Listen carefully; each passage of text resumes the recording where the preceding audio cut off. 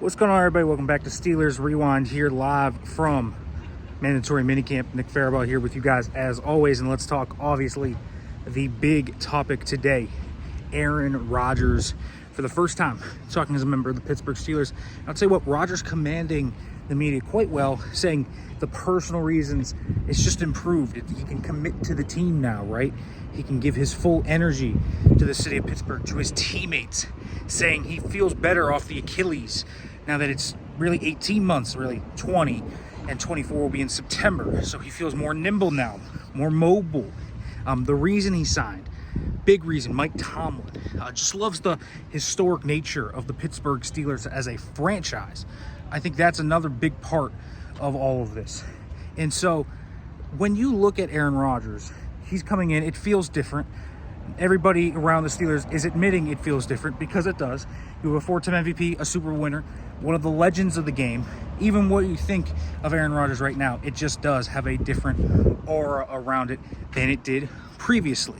So Aaron Rodgers is just commanding this respect and leadership value I don't think they had previously. And so that's something to note.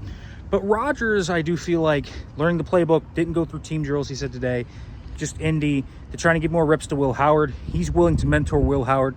He's willing to pass down the knowledge. He's willing to do all of that. I think that's really important when we're talking about Aaron Rodgers and his willingness to fit in here with the Pittsburgh Steelers. Other things to talk about today outside of Rodgers, Mike Tomlin talking about TJ Watt not being here, saying there's not much of a concern with Watt not showing up.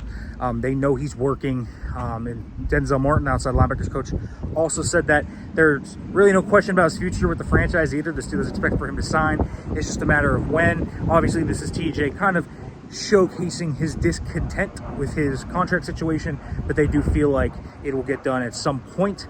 Talk with Carl Dunbar today, who named Derrick Harmon a starter right now.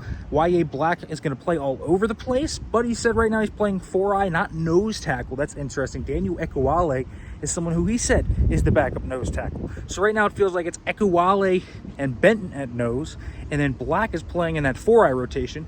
Derrick Harmon is starting opposite of Cam Hayward in their Okie front. So that's something to note. Thought that was interesting. Talked with Jared Alexander today, the secondaries coach.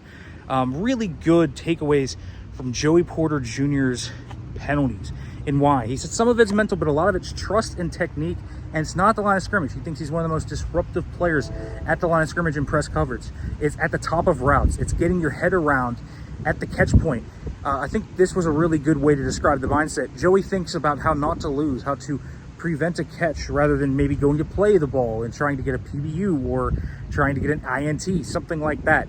It's about trusting yourself, and Joey's always in really good position on most of these plays where he gets called for penalties, so it's a panic move.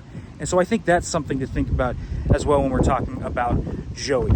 All right, folks, make sure to like, comment, subscribe, turn on the notification bell for more tomorrow. I believe we are talking to DK Metcalf for the first time since March when he signed, so that'll be good. And we will have so much more coming from the second day of mandatory minicamp.